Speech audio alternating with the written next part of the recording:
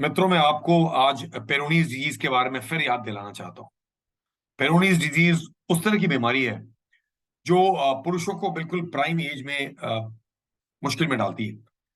अब ये जागरूकता इतनी जरूरी इसलिए है बिकॉज आज ही के दिन हमने 3 नए पेरोनीज डिजीज के पेशेंट्स देखे हैं कोकिलाबेन हम धीरू भाई अंबानी हॉस्पिटल में, डिपार्टमेंट ऑफ यूरोलॉजी में। तो ये होता है कि हफ्ते में 1, 2, 10 ऐसे पेशेंट्स यूट्यूब में देख के जागरूकता से, या फिर हमारे जो मरीज जो इससे ठीक हो गए उनके द्वारा जानते हुए यहाँ पहुंचते हैं। लेकिन एक ही दिन में 3 पेरोनीज डिजीज के पेशेंट्स को देखना, जिनमें एक किसी का पेनाइल ऑर्गन बहुत श्रिंक हो रहा था, एक किसी का जिनके पेनाइल ऑर्गन में, पेनिस में बहुत ज्यादा दर्द था और दर्द पीड़ा रहती है इरेक्शन के समय, और तीसरे मरीज जिनकी पेनाइल ऑर्गन बिल्कुल बेंड थी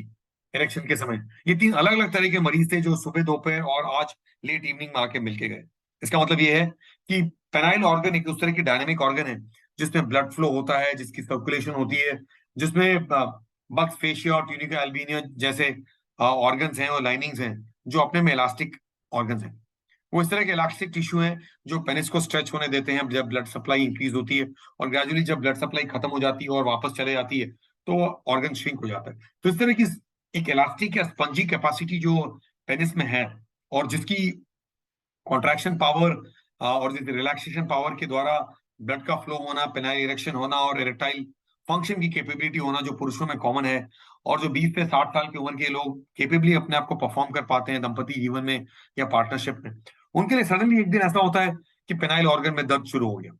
और ये अनकॉमन नहीं है। ये देखा जाता है कि अगर पेनाइल शाफ्ट में दर्द हो रहा है तो ऐसा तो नहीं कि आप मिस कर गए, और ये और एक एक्यूट फेज है पेरोनीज डिजीज का। तो पेरोनीज डिजीज का एक एक्यूट फेज वो होता है जिसमें progressive, sudden onset, acute onset, कुछ दिनों कुछ हफ्तों से पेनाइल ऑर्गन में दर्द हो रहा है। ये पेनिस की जो दर्द है, ये बहुत बार हमें पता नहीं होता और हम इसके लिए पेन किलर्स नहीं ले सकते। इसके लिए एक एंड्रोलॉजिस्ट जो इस पे काम करते हैं, और यहाँ हम कोकिलाबेन हॉस्पिटल पे ये मरीजों को देखते हैं जो बॉम्बे से और पूरे शहर से और देश से आते हैं, जहाँ पे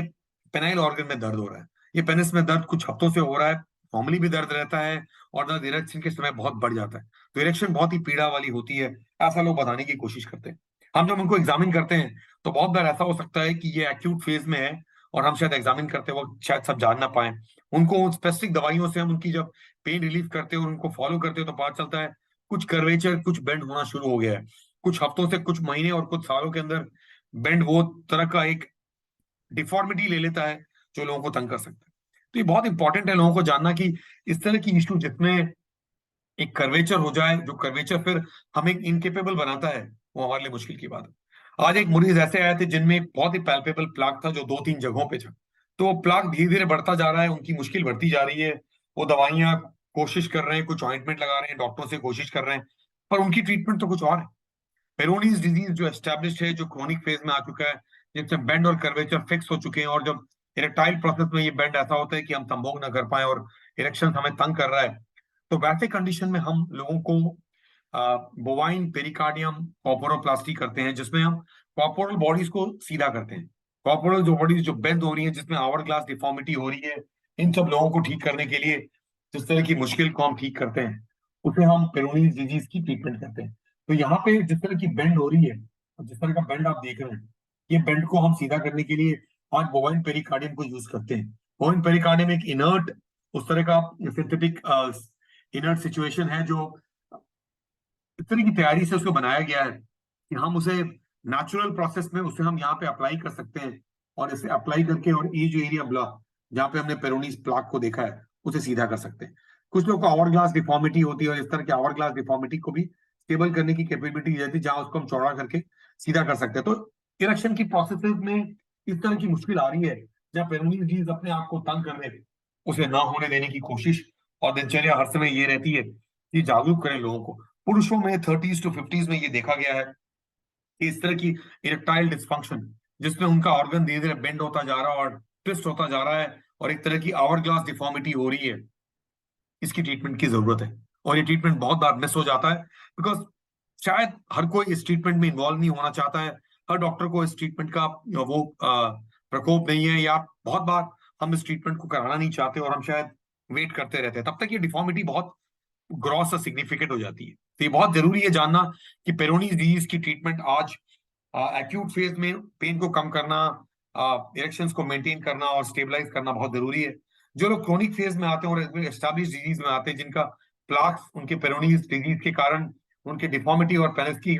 बेंड्स और ट्विस्ट और टर्न्स और कर्वेचर्स अपने आप को तंग कर रही है, उनके लिए हमारी उनकी ट्रीटमेंट को एक तरह से वहां ले आना पड़ता जहां उनकी ऑर्गन स्टेट हो और कंटिन्यू केपेबल रहे।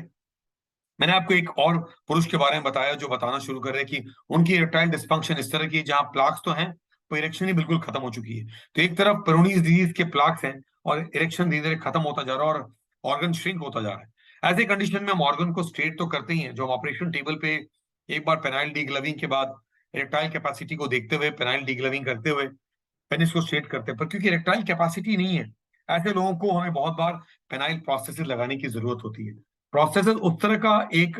ट्रीटमेंट है जिसमें हम एक अलग तरह की सिलिकॉन इम्प्लांट लगाते हैं। ये वो बहुत ही स्ट्रॉन्ग इम्प्लांट है जो हम आज यूज कर रहे हैं, जो हम प्रोस्थेसिस की तरह पेनिल ऑर्गन में डालते हैं। तो erectile dysfunction, refractory erectile dysfunction में इस तरह की प्रोसेस तो लगाते हैं, लेकिन वो प्रोसेसेस जो आप अपने आप को मैलेबल कंडीशन में अंदर जा सके दोनों कॉर्पोरल बॉडीज में, जो एक पेरोनी डिजीज को ट्रीट करने के बाद उनके इरेक्टाइल फंक्शन को मेंटेन करे, वो उन लोगों के लिए है जिनकी पेरोनी प्लाक्स तो हैं और कर्वेचर्स हैं, जो हम इरेक्टाइल फंक्शन के चेक करते हुए जानेंगे, लेकिन उनकी इरेक्शन ही खत्म हो चुकी। तो इरेक्शन को भी इंप्रूव करने की कोशिश और साथ ही प्लाक्स को कॉर्पोरोप्लास्टी करते हुए सीधा करने की कोशिश, उस समय हमें पेनाइल प्रोसेस का फायदा लेना पड़ता है। ये वो वंडरफुल पेनाइल प्रोसेसेस है जो हम अभी यूज कर रहे हैं, जिसे हम ट्यूब कहते हैं, और इस ट्यूब की प्रोसेसेस ने हमें बहुत हेल्प किया। मरीजों को जिनको ट्यूब के प्रोसेस का फायदा हुआ है, वो एक बहुत ही वर्सेटाइल प्रोसेसेस है जो भारत में कुछ सालों से अवेलेबल है और जिसके पेशेंट्स बहुत ही कंफर्टेबल है। तो एक तरह की मैलेबल प्रोसेसेस है जो आपके ऑर्गन को बिल्कुल बेंड करने देती है, छुपाने देती है, और इसकी अपनी कैपेबिलिटी और टगर और जो एक्सियल रिजिडिटी वो बहुत अच्छी मेंटेन होती है।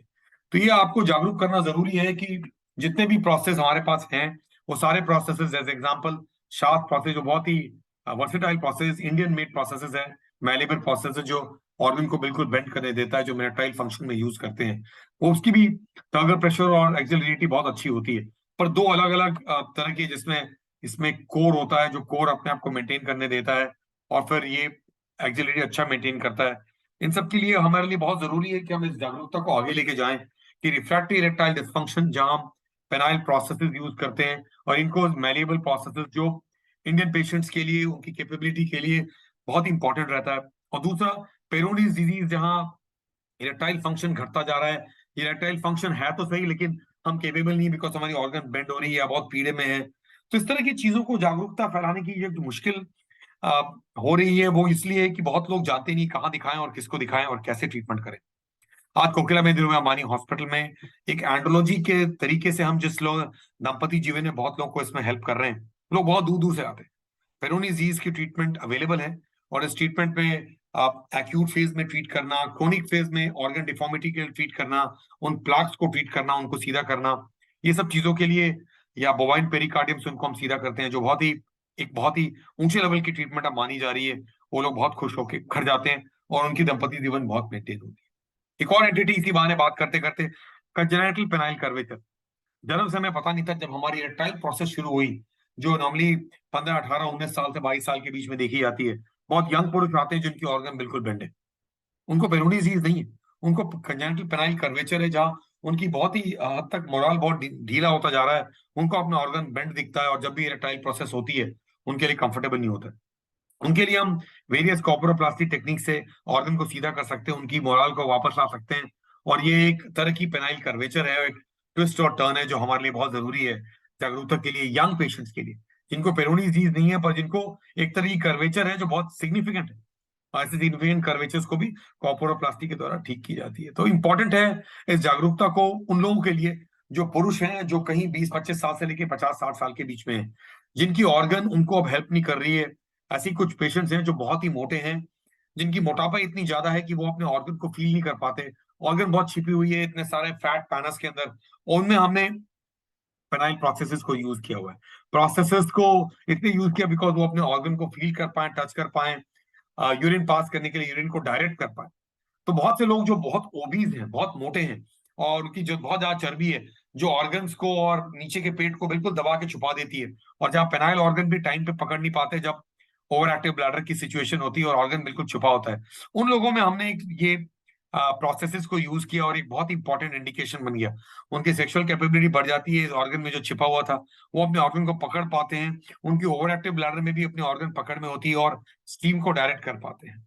तो तरीके बहुत हैं। ये इंपॉर्टेंट है कि ये जागरूकता लोगों तक पहुंचे, और कोकिलाबेन हॉस्पिटल में यूरोलॉजी डिपार्टमेंट में इस तरह की ट्रीटमेंट कई सालों से चल रही है। ये और बात है कि लोगों की जागरूकता नहीं है, तो लोग अपने शहरों में अपने यूरो एंड्रोलॉजिस्ट को दिखाएं और पेरोनीज डिजीज की ट्रीटमेंट या निदान पाएं। ये बहुत जरूरी है। धन्यवाद।